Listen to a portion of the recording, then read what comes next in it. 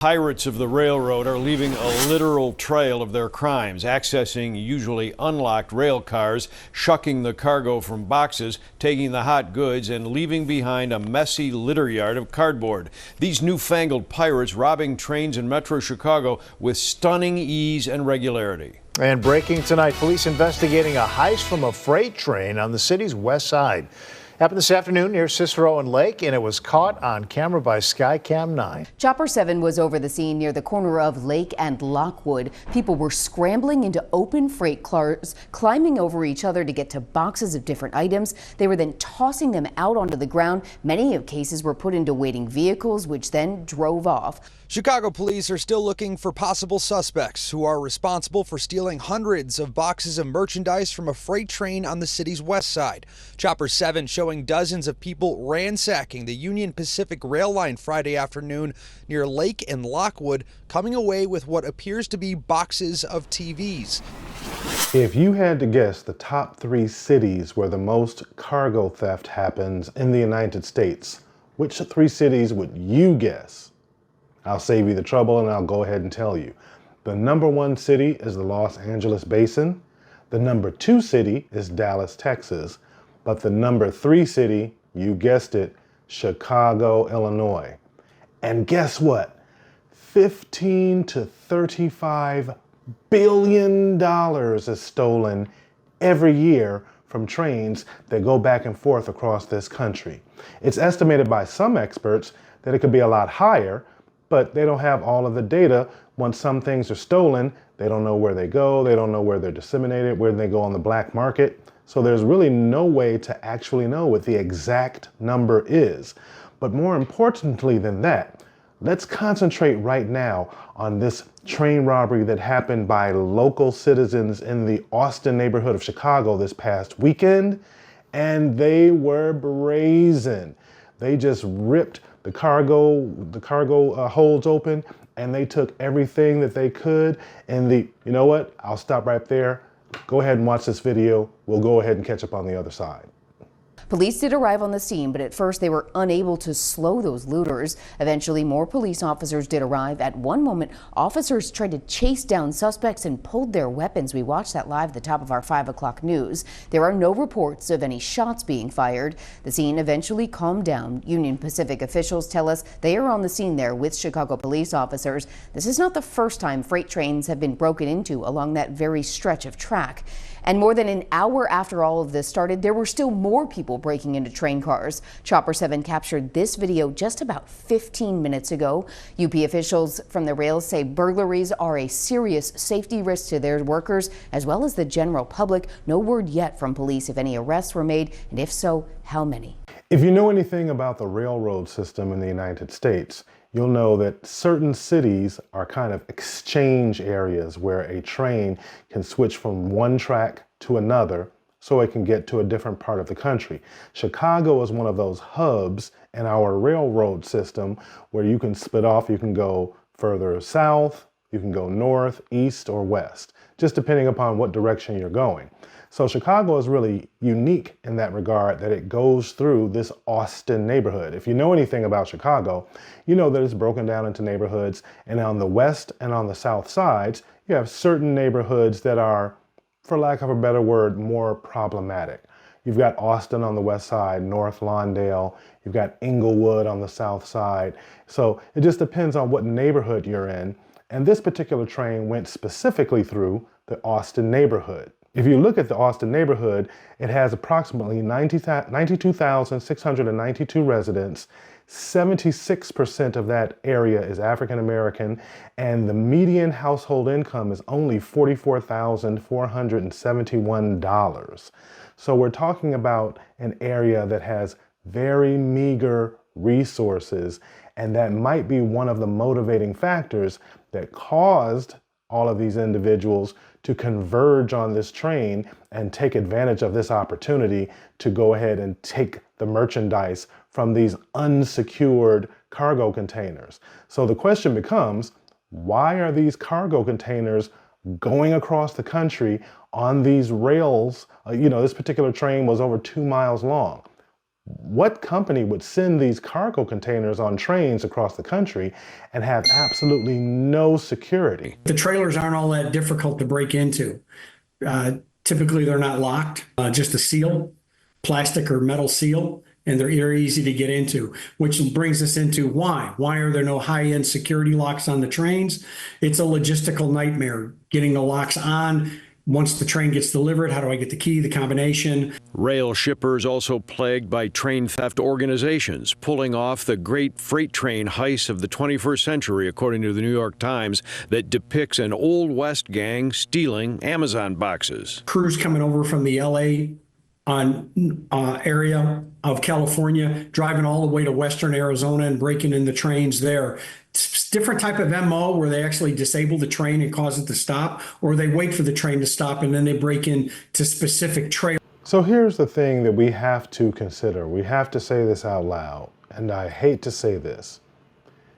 The people in this area, the people in the Austin area that are robbing these trains, they know that these containers don't have padlocks. They know that the security is low. They know when the train stops that they can go in and they can steal the items off of these containers, and then they can turn around and what do they do with these items? I don't know. Do they take a bunch of televisions and air fryers home and use them for themselves? A little bit discouraged about this being in our neighborhood. I understand that people need to make money, but this is not the way to do it. That resident says she's already seen people selling that stolen merchandise across the area. This comes as Illinois Senator Dick Durbin helped pass a federal law last year, which will now force retailers and websites like Facebook to regulate the sale of stolen goods online. Otherwise, those companies could face fines of up to $50,000. That's why the Illinois Merchant Association says brazen crimes like this impact the entire community. There's a myth that there's insurance for this. There is no insurance for this. We are all victims of retail crime because for every item that's stolen, there's no sales tax collected. That means those sales tax is not available to fund the services that we all rely upon. So you're going to go after Facebook. You're going to go after eBay. You're going to go after whatever website someone is using to sell these stolen items. I don't know, here's a crazy idea. Why don't you start arresting the people who are actually committing these crimes? Why don't you arrest these people, throw them in jail, so the next person thinks to themselves, you know, the last person who committed this offense, they went to jail for a long time. I like my freedom, so guess what? I'm not going to go out and rob a train. I'm not going to go out and commit antisocial behavior because I like my freedom. As long as we have a system that does not have onerous and severe consequences for antisocial behavior like retail theft that impacts everyone, like you just heard the man say a moment ago, what would be the motivation for people not to do it? What was the motivation for any of these individuals, all of whom you saw going on these rail tracks? They were breaking open these containers, stealing what was ever in them. You can even look at the boxes. You can look at the footage. They don't even know what was in those boxes. They were just assuming it was a television because of the size of the box. They were just assuming it was whatever, and they were stealing it. They didn't even know what they were taking. But what they did know is that if they do get arrested, it's going to be a misdemeanor. They're going to get let out of jail. They're going to go before the judge, and they're probably going to get a misdemeanor and not serve any time. So the next time that opportunity comes along, what's the motivation for them to stop? And then on top of that, you just heard this one woman who was speaking off camera. She was afraid to speak on camera. But take a look at this other woman who went on the record about what's going on in her neighborhood and how she stood up because she didn't want to see this going on in her neighborhood where she lives. We're just like, hey, that looks really odd on Cicero over a viaduct.